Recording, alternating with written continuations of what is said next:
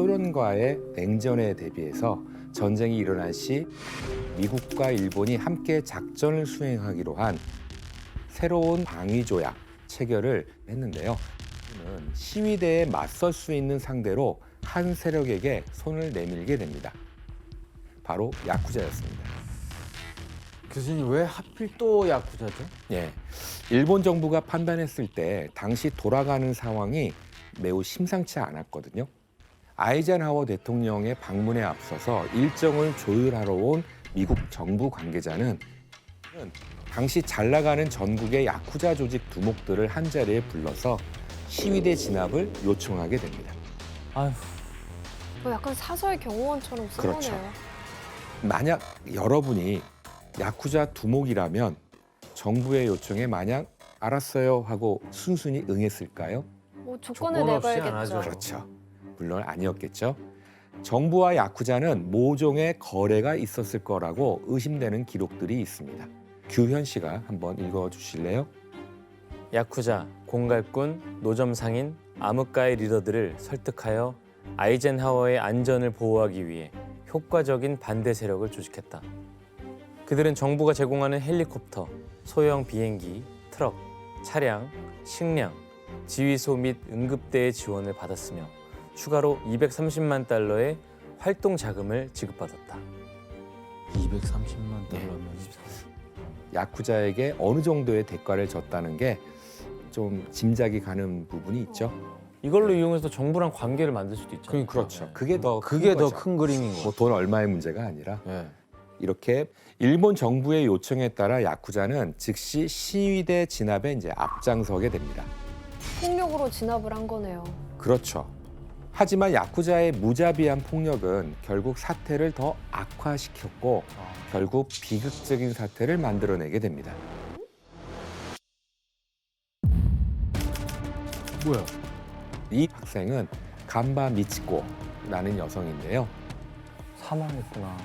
예, 맞습니다. 와, 야쿠자는 시위대였던 간바 미치코를 폭행했고 그 과정에서 그녀가 숨진 사건이 발생한 거죠. 결국 이 사건을 계기로 아이젠하워 대통령은 일본 방문을 취소했고요. 키시노부스케 총리도 사임을 발표했어요. 하지만 새로운 미일 안전보장 조약은 자연적으로 이제 승인이 됐습니다. 게다가 이 사건의 숨은 가해자였던 야쿠자는 그저 일본 정부의 해결사 노릇을 해주고 약속한 활동 자금만 챙기면 되는 거였죠. 전쟁 이후에 그런 혼란스러운 상황 속에서 점차 세력을 키워나간 거네요. 그렇죠. 야쿠자는 이렇게 정치계와 경찰, 정부의 해결사 노릇을 자처했던 거잖아요. 그 대가로 불법을 행했을 때 정부가 눈을 감아주는 덕분에 몸집을 더 불려갈 수 있었습니다. 이때 1960년, 즉 안정을 되찾은 일본은 폭발적인 경제 성장을 시작했어요. 무려 약 9.3%. 와, 미국과 유럽과 비교해도 월등히 높은 수치의 경제 성장이었거든요. 와, 그러니까 이러한 경제 성장 때문에 야쿠자는 다양한 사업을 시도하며 돈을 벌 수 있는 자신들의 세력권을 점점 더 넓혀갈 수 있었던 거죠. 그렇다면 이때 야쿠자는 어떤 사업을 통해 일본 사회에 파고들었을까요? 그중 하나는 바로 연예계와 스포츠계에 진출하는 거였습니다. 연예계? 먼저 연예계를 살펴보면 과거에는 매체가 따로 없었기 때문에 어떤 한 장소에서 공연을 개최해야만 관객이 구경할 수 있었잖아요. 맞아요. 이들과 관계를 잘 유지하는 게 곧 흥행으로 가는 지름길이었습니다. 그렇구나. 당시 한 공연사 사장이 어떻게 야쿠자에게 잘 보였는지 지원 씨와 규현 씨가 한번 읽어봐 주실래요? 그래, 네. 좀 보여줘요. 야, 뭘 때? 아예 좀 권위 있게 좀 해보세요. 가오 있게. 네, 가오 있게. 할 수 있어, 할 수 있어. 야, 뭘 때? 누구한테 허락받고 여기다 공연 포스터를 붙여? 이곳의 두목이시군요. 그렇지 않아도 두목의 힘을 빌려 이번에 꼭 공연을 흥행시키고 싶습니다. 북한 사람이에요? 뭘 때. 아니, 난 일본 사람인 줄 알았는데. 두목이 힘써주시면 수익의 반을 드리겠습니다. 잘 찾아왔어. 그렇게 하자. 어떤 방식으로 야쿠자가 관여했는지 좀 알겠어요? 결국 공연을 흥행시키기 위해서 야쿠자의 권력과 힘은 꼭 필요한 요소였던 겁니다. 아, 서로 공생하는 거구나. 그래서 그러면 야쿠자가 본격적으로 연예계에 개입한 게 언제부터예요? 1950년대 말 야쿠자 두목이 연예 기획사를 설립한 게 그 중요한 계기였어요. 그럼 뭐 소속사 같은 걸 차린 거네요? 그렇죠. 어떤 연예 기획사였는지 한번 함께 사진을 볼까요? 뭐야? 기획사 이름은 이 야쿠자 조직의 근거지를 본따서 고베 예능사라고 붙였어요. 예능사. 이 사진은 야쿠자 두목이 당대 최고의 가수들을 앞세워서 엔카 공연을 했을 때의 사진입니다. 그렇다면 이 기획사를 만든 야쿠자 두목은 이 중 누구일까요? 근데 제일 뒤에 계신 분 저분이에요. 예, 맞습니다. 저분이에요? 예, 바로 오른쪽 맨 뒤에 있는 인물이에요. 이 인물은 세계 3대 조직이자 일본에서 가장 큰 조직을 일군 야마구치파의 두목 타오카 카즈오라고 하는 인물입니다. 그러면 이 야쿠자들이 공연에 개입하는 걸 넘어서 기획사까지 직접 차린 이유는 뭐예요? 바로 당대 최고의 한 여성 가수가 소속된 거 자체가 기획사 설립의 명분을 만들어준 거였어요. 최고의 슈퍼스타였던 그녀가 대체 누구인지 한번 확인해 볼까요? 바로 미소라 히바리라는 가수입니다. 아야 씨는 잘 아시죠? 그럼요. 네, 네. 진짜요? 국민 가수. 네. 엄청 유명한 분인가 네, 봐요. 와.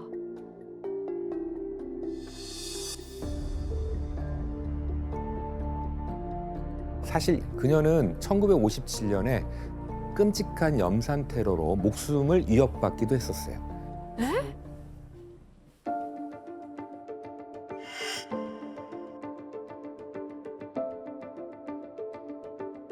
이때 그녀가 도움을 요청한 게 바로 타오카 카즈오였습니다. 와. 야쿠자 조직이었죠. 이렇게 타오카 카즈오는 미소라 히바리 덕분에 자연스럽게 연예계에 진출할 수 있었습니다. 이 정도면 기획사 설립이 어떻게 보면 야쿠자 세력 확장에 뭐 도움이 되고 있는 거예요. 예, 이용당한 거죠. 예. 와.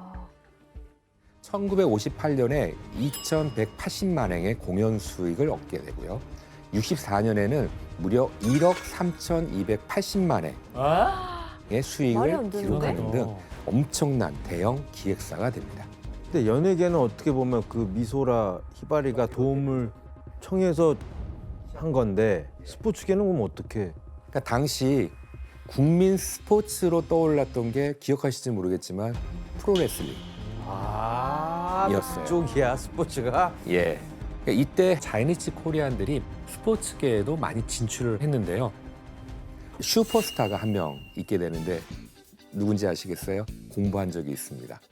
아, 장발산? 역발산. 아, 장발산, 역도산. 역발산 아니고 역발상 아니에요? 역도산. 예, 맞습니다. 프로레슬링계에서 절대적 인기를 얻었던 역도사입니다. 아, 이런 절호의 기회를 놓칠 리 없는 야쿠자 조직들은 역도산을 무기로 경기장의 이권을 차지하려고 호신탐탐 노리게 됩니다. 그중 고베 예능사를 만들었던 타오카 카즈오는 역도산이 출연하는 경기를 컨트롤할 수 있는 발판을 만들어서 프로레슬링계에도 발을 담그기 시작하게 되는데요. 김수환님 야쿠자가 또 개입한 또 다른 뭐 스포츠가 있나요? 그 60년대 말에 그 야구가 그때 한참 인기가 많았었는데 프로야구 선수 6명한테 야쿠자가 이제 승부 조작을 시켜가지고 고의로 이제 경기에서 지게 만든 사건이 있었는데요. 프로야구 경기 결과에 따라서 돈을 버는 이제 도박을 그 야쿠자가 운영을 했던 거죠. 진짜 가지가지 했다. 이뿐만이 아니었습니다. 전후 일본의 급격한 경제 발전은 야쿠자에게 엄청난 돈벌이를 하나 안겨주게 되는데요. 그중 다른 하나가 바로 유흥업과 매춘업 산업이었어요. 아,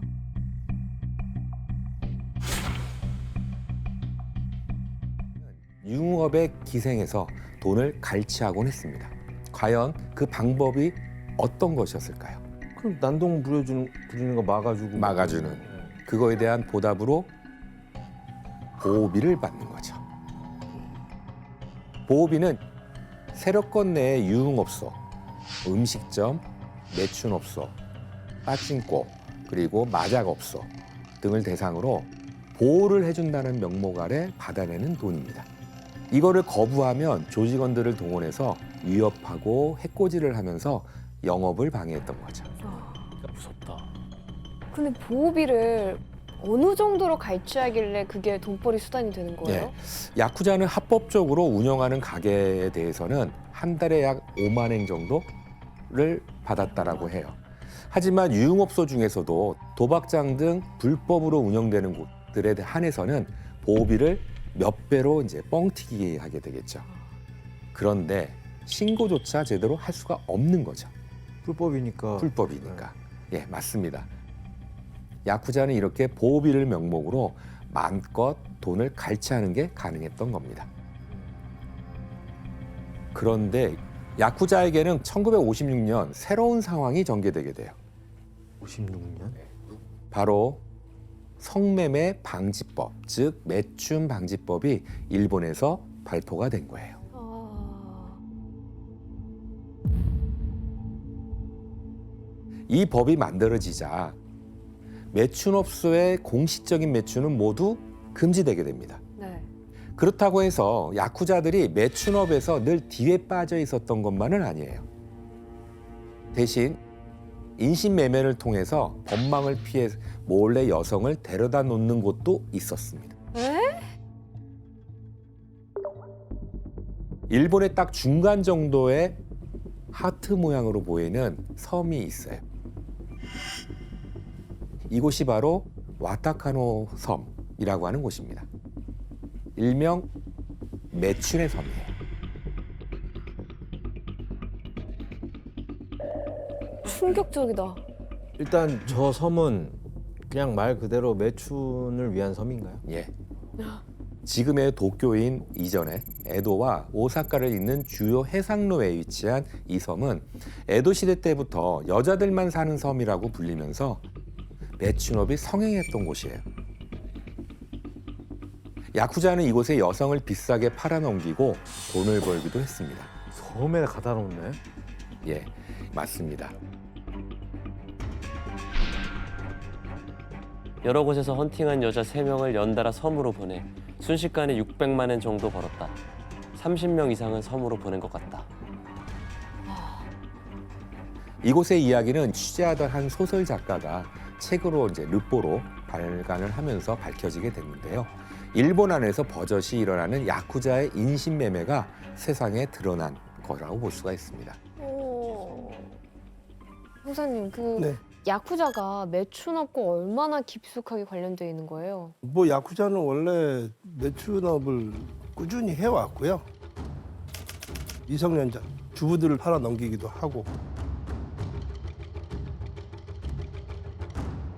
와, 그리고 이제 야쿠자 목이 미성년자들을 갖다가 매춘을 하게 한 후에 거액의 이제 알선료를 받기도 했다고 하더라고요.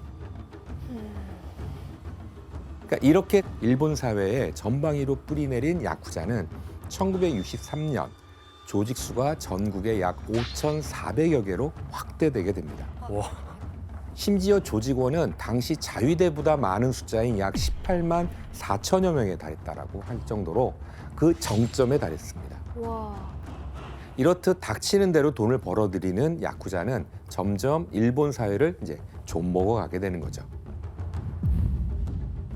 그리고 1970년대가 되자 야쿠자는 당시 엄청난 수익을 올리던 이 사업에 뛰어들기 시작을 합니다. 그 사업은 대체 무엇이었을까요? 애니메이션? 아닙니다. 아, 바로 대부업이었어요. 아하. 나 말하려고 그랬는데. 사채요. 아, 너무 순수한 걸 얘기해. 아. 사채업자.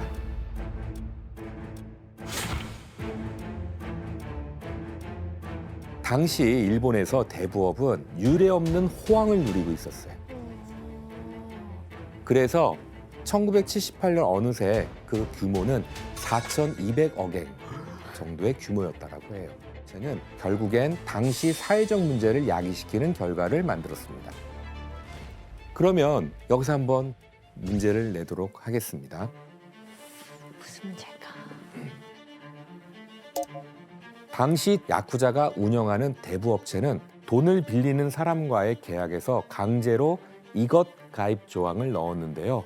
이것은 무슨 조항이었을까요? 비는 사람과의 이것 가입 좋아. 정답. 네, 임지훈 씨. 장기 밀매. 아, 오답입니다. 그런데 어떤 의미에서는 더 좀 험악한 것일 수도 있습니다. 정답. 예, 아야 씨. 생명보험. 네, 정답입니다. 생명보험도 생명보험. 가입해야 돼요? 죽으면은 이렇게 돈을 이쪽으로 가져가는. 받을 예. 수 있게. 예. 바로 생명보험 가입 조항을 넣는 거였어요. 3,000명이 넘게 이 보험을 들었고 그중 일부는 자살로 생을 마감하기도 했습니다. 와. 두목 명령으로 보석상 아줌마에게 1,000만 엔을 회수하러 갔다. 그녀는 발버둥 쳤지만 전액을 회수했다.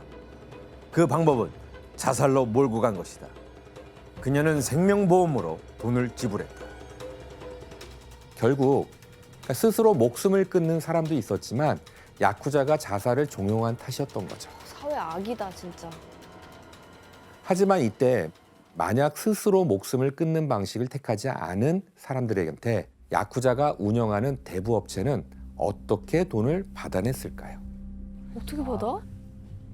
바로 이 사람을 이용한 돈벌이를 하는 거죠. 아, 인신매매? 그렇죠. 어... 한 예로 일본에서 굉장히 크게 형성되어 있는 업계가 하나 있는데요.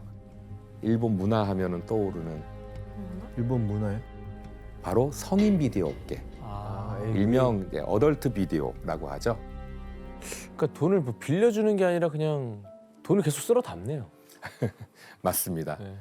이후 1990년대로 들어가면서 버블 시대가 등장하잖아요. 아... 이제 야쿠자는 본격적으로 이 시기부터는 돈을 쓸어 담기 시작을 합니다.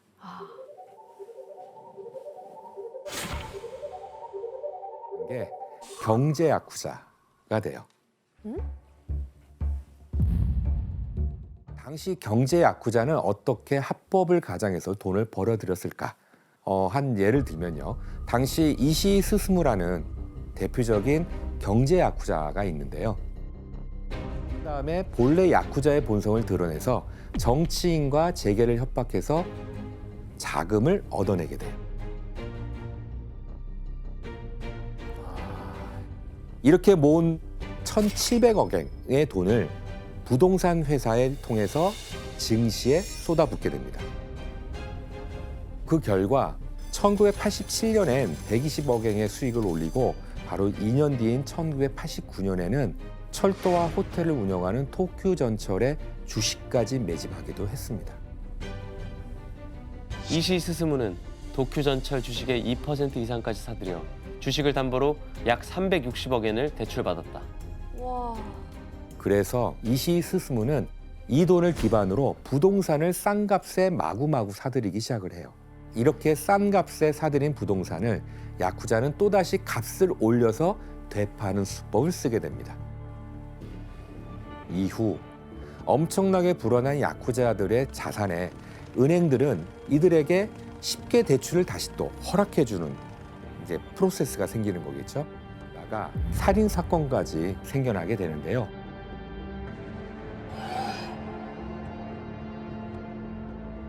와. 名古屋住銀支店長射殺される後頭部に貫通の傷マンション自室前 와. 와, 그 버블 경제 붕괴의 야쿠자도 원인이 하나 있었네요. 원인이 있었던 겁니다. 사마페가 왜 마카오에 찾아오게 된 거예요? 그 이유는 당시 삼합회가 처한 상황과 관련이 있어요. 자, 시간을 조금 이렇게 위로 돌려서요. 1949년 중국 공산당이 중화인민공화국을 세웠을 때요. 중국 본토가 엄격한 통제하에 놓이게 되자 탄압을 받았던 게 바로 삼합회였습니다. 그리고 이때 그들의 도피처로 선택한 곳 중 하나가 바로 영국령 홍콩이었죠. 그리고 당시 홍콩에서 활동하던 삼합회를 상징하는 대표적인 건물이 있어요.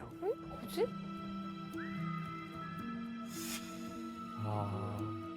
이곳이 인류 역사상 가장 독특한 장소로 손꼽히는 홍콩의 빈민가 구룡 성체입니다. 자, 이것은 과거 송나라 때 해적을 방어하기 위해서 만들었던 군사적 요충지였거든요. 그런데 청나라 시절에 아편 전쟁을 통해서 홍콩을 영국에 할양을 했을 때 이 구룡 성체만은 청나라의 영토로 남게 됩니다. 야.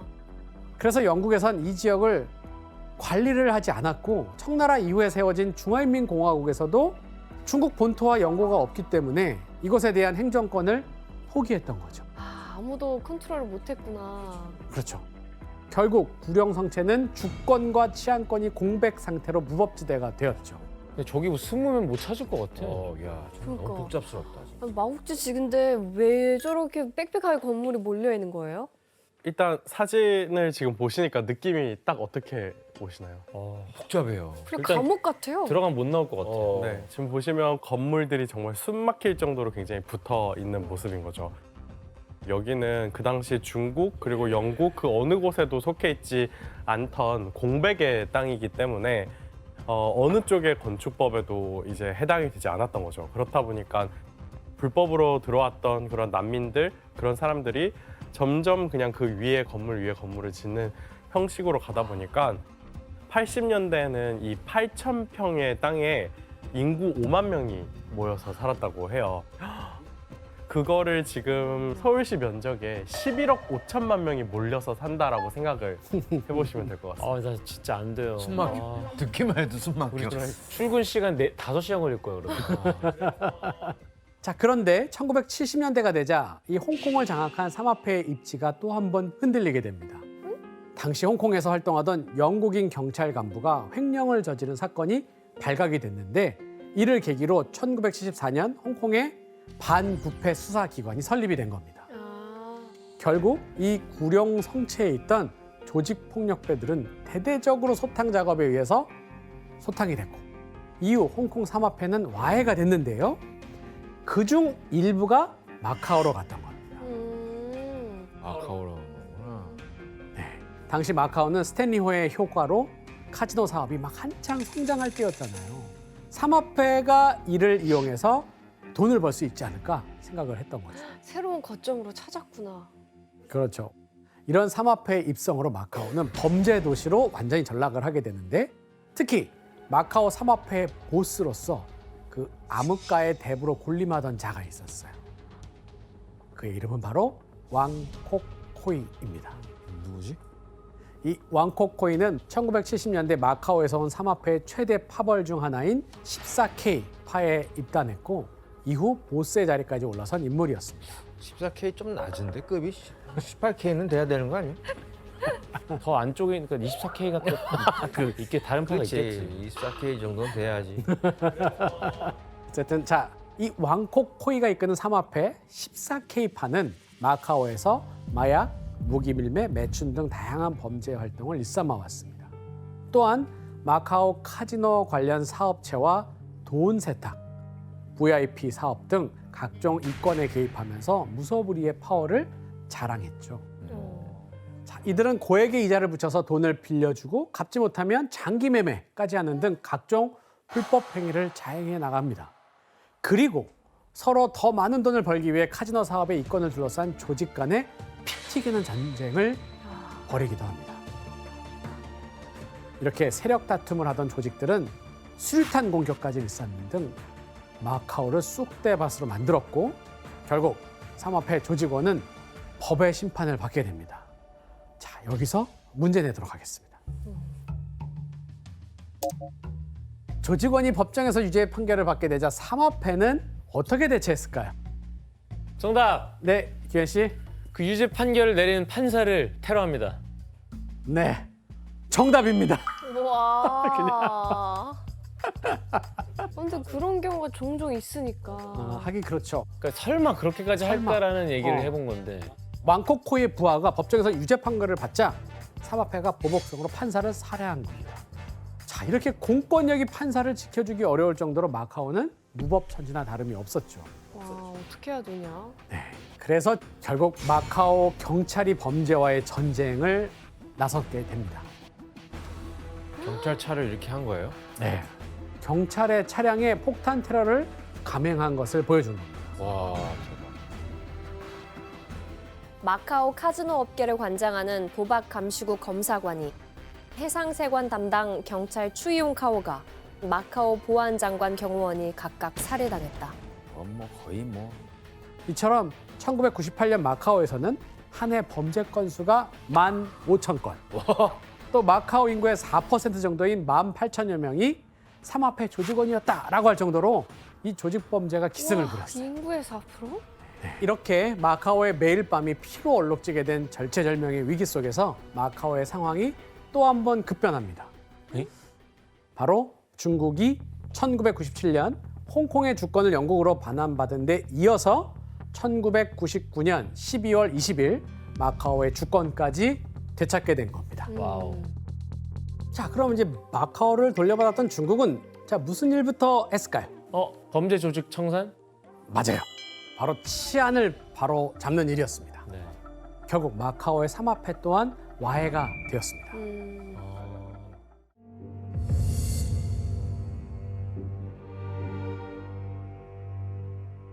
사실 마세리아는 세력이 약했던 마피아였습니다.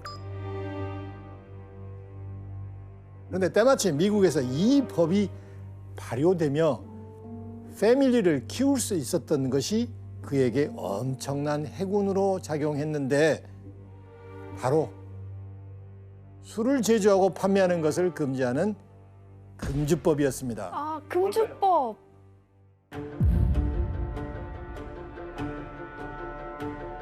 (1920년) 1월부터 이제 금주법을 시행했는데 금주법은 아이러니하게도 아메리칸 마피아 제국을 엄청나게 키우게 되는 결정적인 계기를 제공합니다. 왜? 밀주를 팔 수 있잖아요.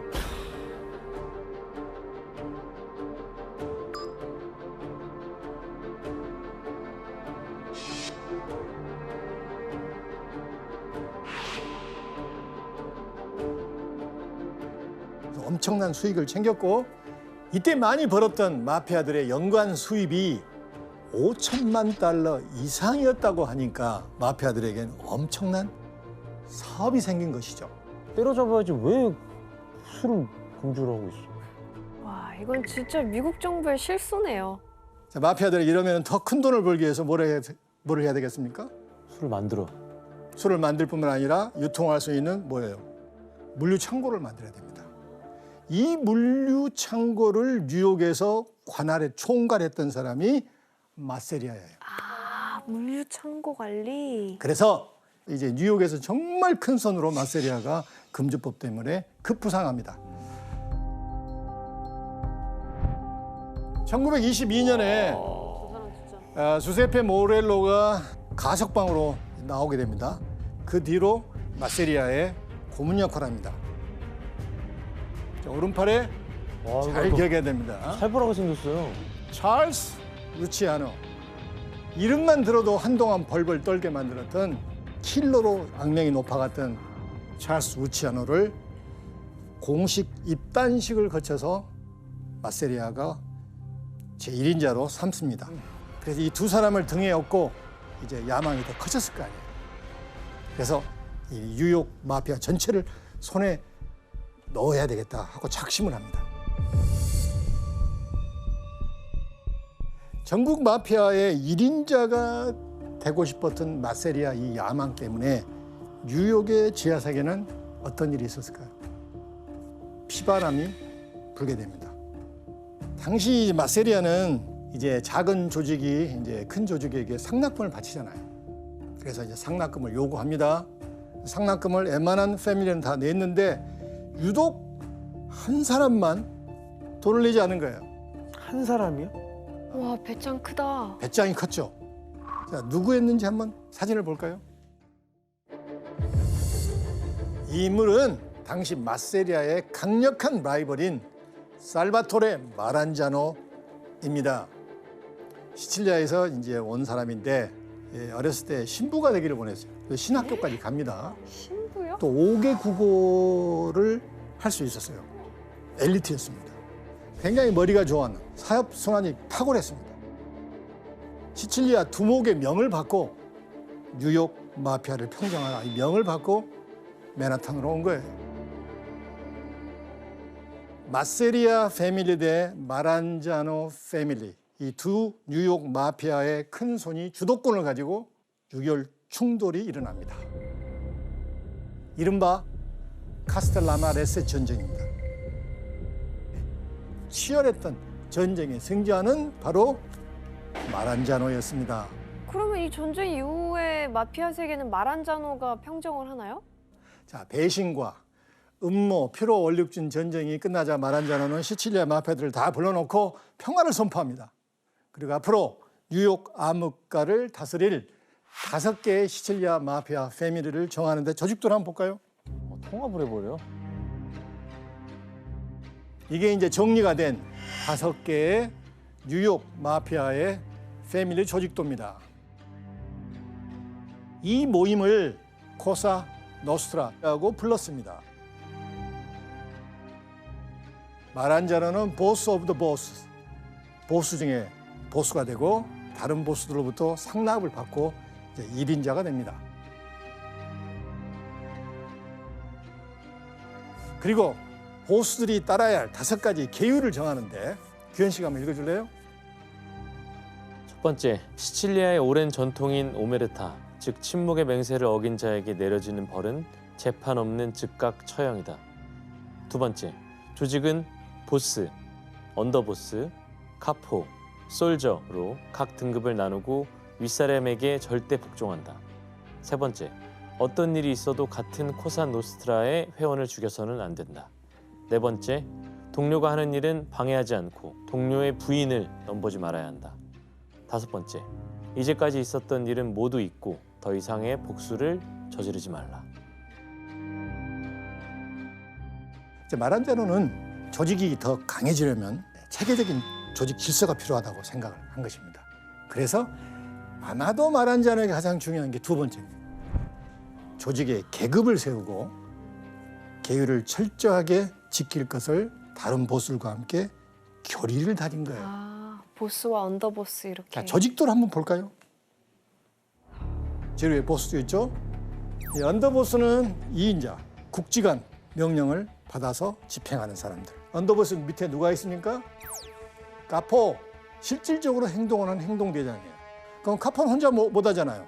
그 밑에 솔저, 조직원이 있는 거예요. 이 시스템이 사실상 이후 마피아의 거의 모든 마피아들이 따랐던 조직 체계입니다.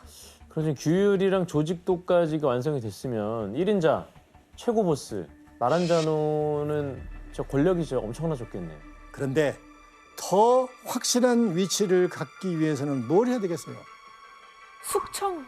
정리를 해야 됩니다. 누가 가장 마음에 걸렸을까요? 루치아노. 그래서 이 루치아노를 이게 어떻게 이렇게 정리를 할 필요가 있지 않겠나 하고 생각하던 차에 또 루치아노가 또 머리가 보통이 아니죠.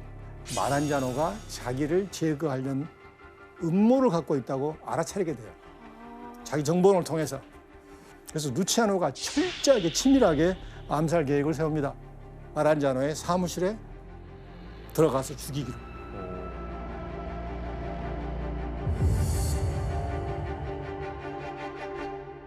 여기에 동원된 사람이 그가 가장 친했던 유대인 갱들을 동원합니다. 그런데 어떻게 들어가겠습니까? 국세청 직원으로 훈련을 시켜서 들어갑니다. 실제로 사건 당일 찍혔던 사진인데, 그래서 마란자노는 4군데의 총상과 10개의 자상을 입고 1인자가 된 지 5개월 만에 씁쓸한 모습이죠.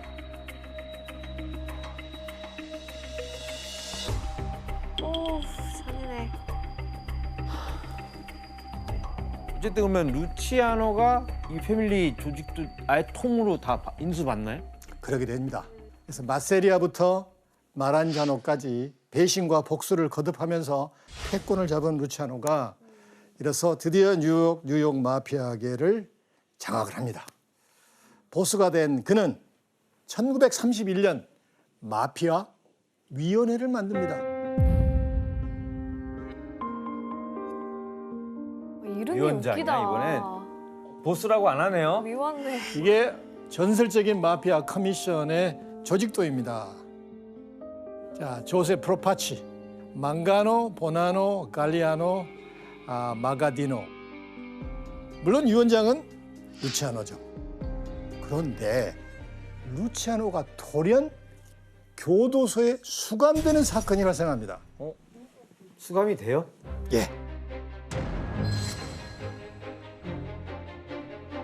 1936년 매춘법 위반 혐의로 기소가 된 이후에 징역 무려 50년을 받게 됩니다.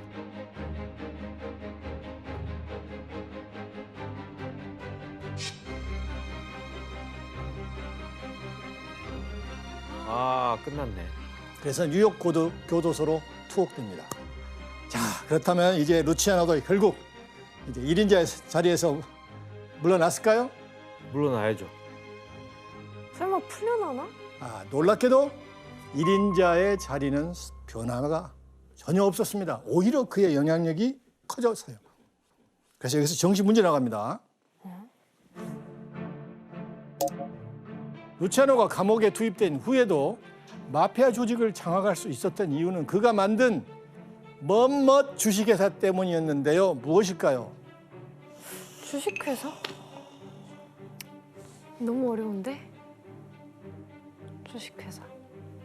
마피아의 본질을 생각하면 쉽게 나와요. 본질? 마피아 생각하면 어떤? 지원 씨. 정답 의리. 의리? 지원 씨? 오답. 지금 의리란 단어 제가 한 번도 한 적이 없습니다. 앤더슨 씨? 갈치. 갈치? 예. 앤더슨 씨 오답. 이것보다 더 악랄한. 정답. 지원 씨. 밀주. 지원 씨 오답. 너무 크게 하는 거 누구야? 여기 누가 방청객이 있나? 아니 근데 더 심한 거면은 정답. 규현 씨. 근데 그런 주식회사가 어디서? 살인 주식회사는 아닐. 규현 씨 정답. 규현 씨 정답. 뭐야? 아니, 야 설마 했다 진짜. 루치아노와 감옥에 투옥된 후에도 1인자로 군림할 수 있었던 그 이유는 그가 살인 주식회사를 만들었기 때문입니다. 뭐였는데요? 살인을 대신 해주는 그런 거예요?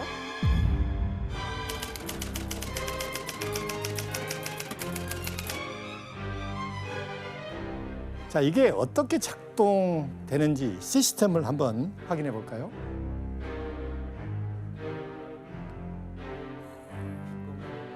보통 살인은 4명이 일개조로 살인 주식회사. 진행이 됩니다. 그렇게 체계적이라고요? 자, 말 그대로 핑거맨은 뭐예요? 핑거. 타겟을 정하고 계획을 세우고. 히트맨은 뭘까요? 말 그대로 죽이는 사람. 죽이는 사람. 행동으로 옮기는 죽이는 사람. 휠맨은 운전하는 자동차. 사람? 휠맨. 예. 운송 담당. 이베포레이터는 사건 수습반. 깨끗이 증거 인멸. 대박. 기처리반. 아무튼 이렇게 살인을 안에서도 지시를 하면서 다 살인 주식회사. 너무 충격적이다. 이렇게 해서 미국 정부 기록에 의하면 이때 이 살인 주식회사로 죽은 사람이 공식으로 63명. 근데 실질적으로는 400에서 1000명에 달한다고 합니다. 어마어마하죠? 이 모든 살인 명령의 최고 명령 라인은 누구였을까요? 감옥에 있는 루치아노. 그는 감옥에 들어간 후에도 지령을 전달해서 마피아 조직을 주무르고 있었던 거예요. 와, 루치아노 진짜 대단하다.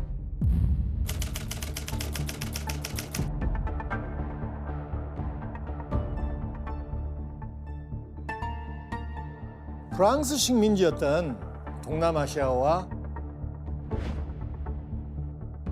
터키의 양귀비 등이 프랑스의 마르세유에서 순도 높은 헤로인으로 정제돼 미국으로 유통됩니다. 당시 마르세유 마약은 코르시카 갱들이 장악하고 있었는데 코르시카는 지리적으로 시칠리아와 아주 가까웠습니다.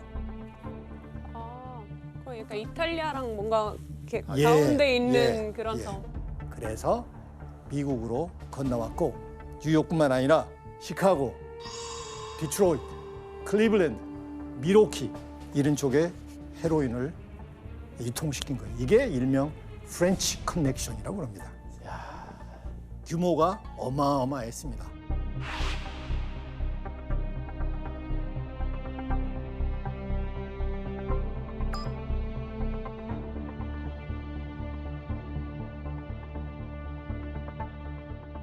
헤로인이 수많은 마약 중에서도 중독성이 강해서 악명이 높았습니다.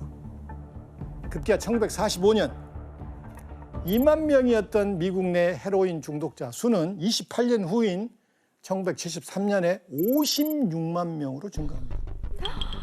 어마어마하죠. 너무 심각하네. 근데 문제는 심지어 헤로인을 흡입하는 이 당사자뿐만 아니라 신생아에게까지도 중독을 낳게 되는 악순환을 낳게 돼요. 신생아가 중독이 된다고요? 와, 너무 끔찍하다. 헤로인의 중독성 이게 문제입니다. 그렇지. 제정신이 아닌 거지. 1960년대 20여 개 미국 마피아 패밀리의 범죄 수익은 연간 70억 달러를 넘어섰으며 이는 당시 미국 10대 대기업의 수익을 합친 것과 거의 비슷하다. 현재 환화 우리 돈으로 환산해 보면 90조. 90조요? 90조. 정말 어마어마합니다. 이게 엄청 커졌네요, 진짜로. 그만큼 마피아들이 아메리카 사회에서 미국 사회에서 얼마나 큰 영향력을 끼쳤는가를 짐작할 수 있죠.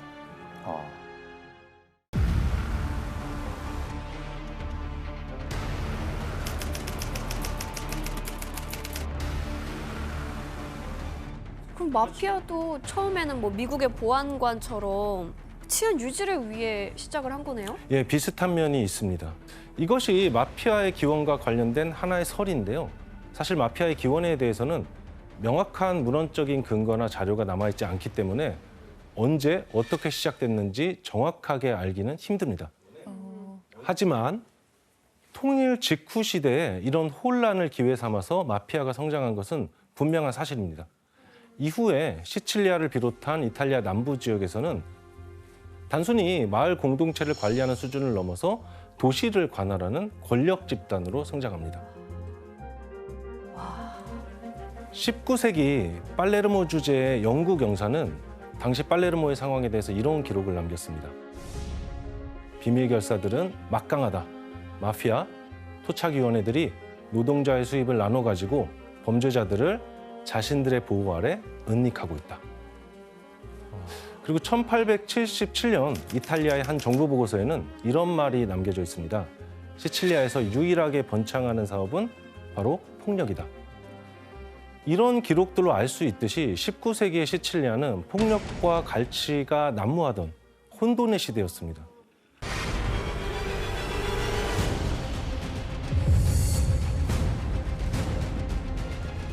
마피아 탄압의 주체였던 무솔리니가 사살되죠. 그리고 연합군의 점령지 정부는 시칠리아에서 처음부터 새로운 질서를 세워야만 했습니다. 그런데 연합군 점령지 정부가 새로운 질서를 세우는데 선택된 파트너는 누구였을까요? 마피아죠. 예, 바로 마피아였습니다.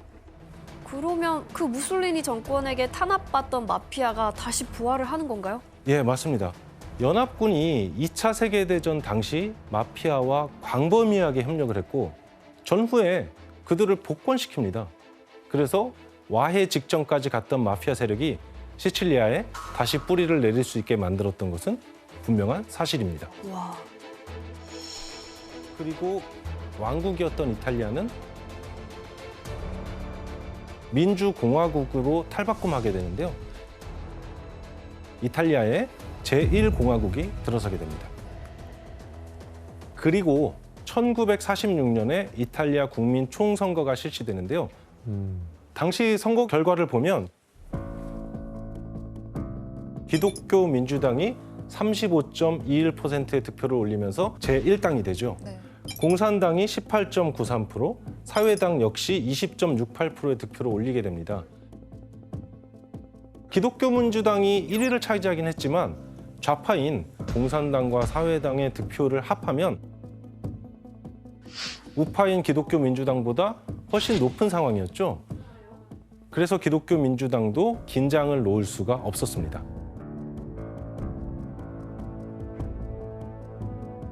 다음 선거는 1948년 4월로 예정되어 있었는데 기독교 민주당은 무슨 수를 써서라도 사회주의와 공산주의의 팽창을 막아야만 했습니다.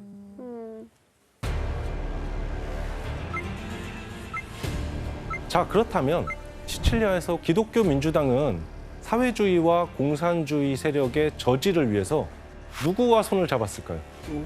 마피아? 기독교 민주당의 선택은 바로 마피아였습니다. 마피아는 물불을 가리지 않고 기독교 민주당의 집권을 위해서 적극적으로 나섭니다. 사회당과 공산당 사무실에 여러 차례 폭탄 테러를 일으켰고요. 수십 명의 사람들이 숨지게 됩니다. 이런 마피아가 벌인 테러는 시칠리아에서 공산당과 사회당을 지지하는 사람들의 마음속에 두려움을 심어주기에 충분했죠. 각종 부정선거를 한 거네요. 예. 이후 1948년 국민 총선거에서 기독교 민주당이 승리를 거두게 됩니다.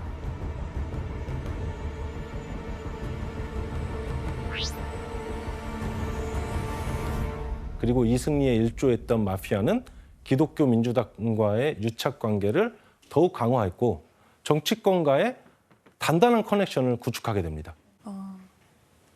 이제 마피아는 명예를 얻은 것뿐만 아니라 금전적으로도 호황을 누리게 됩니다. 시칠리아 마피아들의 새로운 돈벌이가 된 것은 바로 건설업이었습니다. 와, 이거 진짜 놀랍다. 건설업? 예. 2차 세계대전을 치르면서 많은 사람들이 집을 잃은 데다가 시칠리아의 급속한 도시화로 농촌에서 도시로 대규모 이주가 이루어지면서 건설 붐이 일어나게 된 것이죠. 그 얘기 들었어요.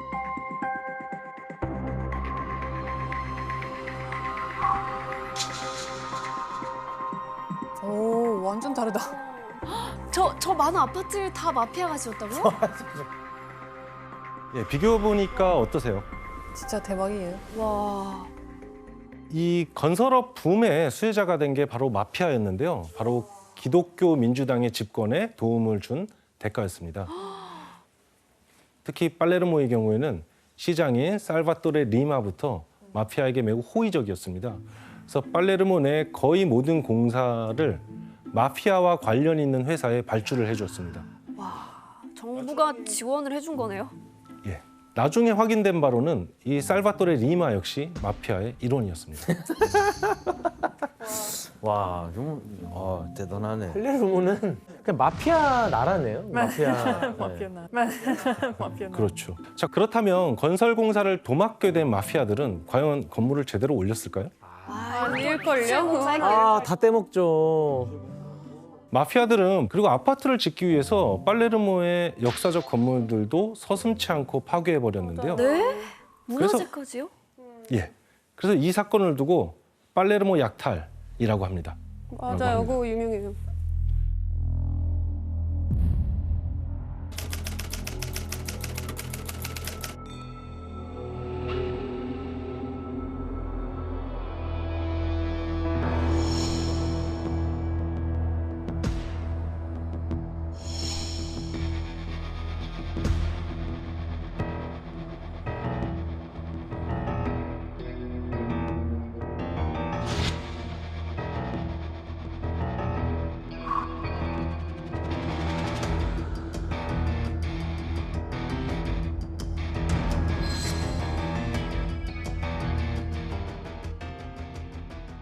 결국 시칠리아 지역 개발을 위해 막대한 자금이 투입됐지만 자금의 상당수는 마피아에게 흘러들어가면서 개발이 성과 없이 난항만 겪게 된 것이죠. 그런데 마피아가 건설업을 장악하는 과정에서 최대 수혜자로 등극한 이들이 있습니다. 바로 시칠리아의 마피아 조직 코사 노스트라입니다. 코사 노스트라는 우리들의 것이라는 뜻입니다.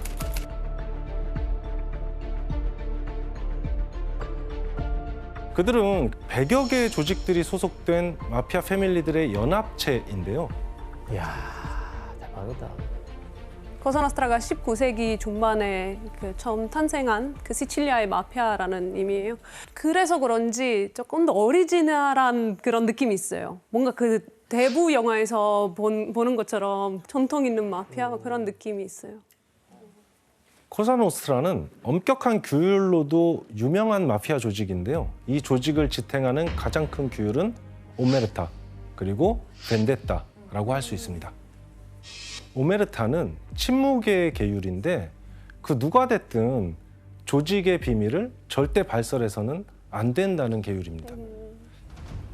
코사노스트라가 오메르타를 얼마나 중시하는지 보여주는 하나의 사례가 있습니다.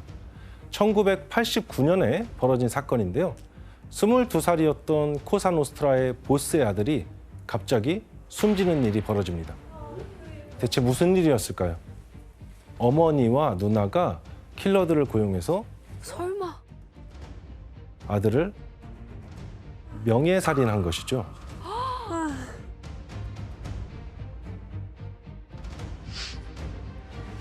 아들이 경찰과 협력해서 마피아의 규율을 깬 것이 가족의 명예를 더럽힌 일이다. 이렇게 생각해서 이런 끔찍한 일을 저지르게 된 것입니다.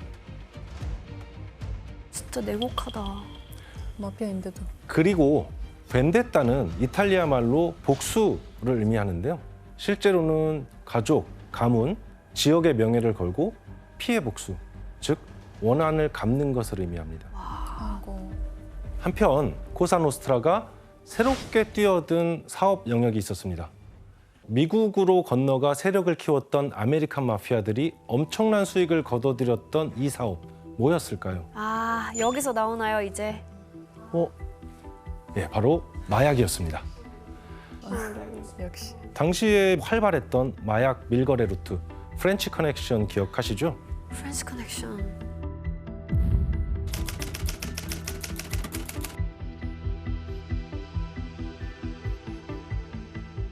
동남아시아와 튀르키예의 양귀비가 프랑스의 마르세유에서 순도 높은 헤로인으로 정제돼서 미국으로 유통되었었죠. 이 프렌치 커넥션에 이탈리아 마피아들도 중개무역상으로 가담하고 있었습니다. 하지만 갈수록 커진 마약의 이권을 둘러싸고 조직 내 다툼이 멈추질 않았고 이를 중재하기 위한 대책이 절실해집니다. 자, 그렇다면 그들이 대책으로 마련한 건 무엇이었을까요? 바로 시칠리아 마피아 위원회를 결성한 것입니다. 시칠리아 마피아 위원회는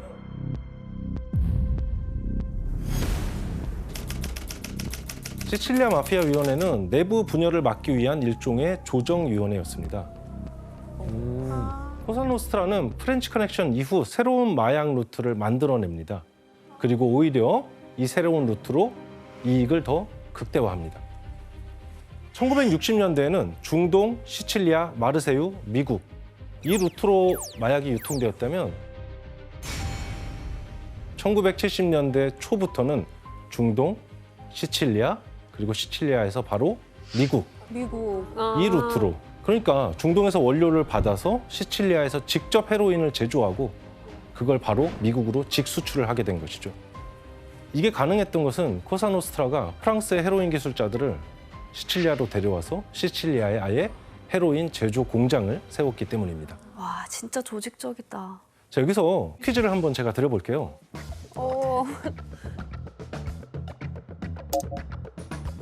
프렌치 커넥션 이후 코사노스트라는 새로운 마약 밀매 루트를 만들면서 이곳을 거점 삼아 이용하는데요. 과연 어디일까요? 중동이랑 연결되는 건가? 미국 내에서 마약을 유통시키기 위해서 이 장소를 이용합니다. 정답. 예, 혜성 씨. 이 마약을 주고 받으려면 사람들이 밀접 접촉을 해야 되는데 클럽을 가요? 그렇죠. 클럽에 가서 춤을 추면서 슬쩍 이렇게 건네주는 거죠.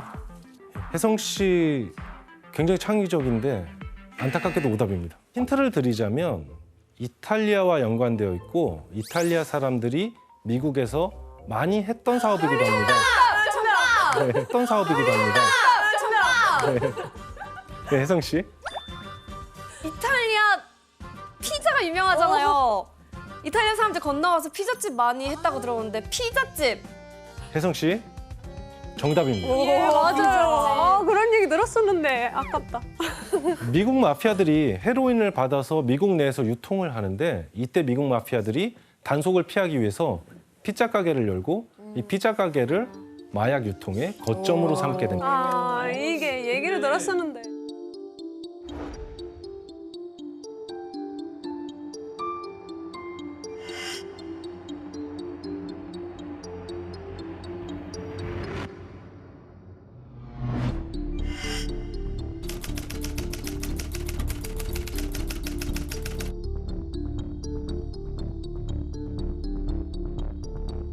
그래서 이것을 피자 커넥션이라고 합니다.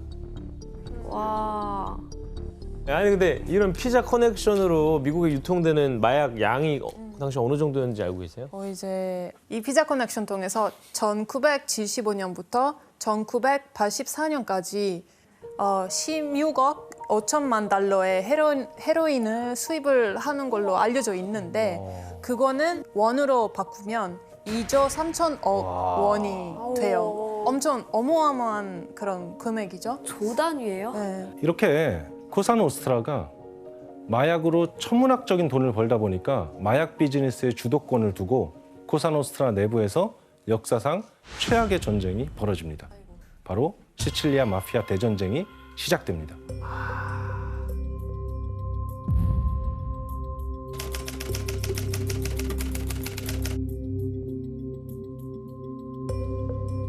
이 전쟁으로 팔레르모에서만 약 400명이 세상을 떠났고 160명이 실종이 되었을 정도로 그야말로 시칠리아 일대를 초토화했던 치열한 공방이었습니다. 그리고 이 끔찍한 마피아 전쟁의 배후에는 한 인물이 있었는데 이 시칠리아 마피아 전쟁의 시작이자 끝인 인물, 바로 살바토레 리나입니다. 살바토레 리나는 코사 노스트라 내에 콜레오네 패밀리의 수장이었는데요. 피도 눈물도 없는 잔혹함으로 악명이 높아서 야수라는 별명으로 불리던 인물이었습니다. 와. 그런데 이런 살바토레 리나가 마피아 대전쟁을 일으킨 이유는 무엇이었을까요? 그에게는 처치해야만 하는 라이벌이 있었기 때문입니다. 라이벌? 바로 스테파노 본타테와 살바토레 인체릴로입니다. 이 두 사람은 코사 노스트라 내에서 가장 세력이 막강했던 팔레르모 패밀리의 핵심 인물이기도 했습니다. 이 두 사람은 당시 살바토레 리나와 함께 시칠리아 마피아 위원회의 공동 의장을 했던 인물들입니다. 팔레르모 패밀리는 마약 거래뿐만 아니라 2차 세계대전 이후 건설 붐으로 엄청난 부를 획득하게 되는데요. 이들이 누린 부와 권력을 빼앗고 싶었던 살바토레 리나는 차근차근 조직의 세력을 확장하면서 이 둘을 칠 날을 기다리고 있었던 것이죠.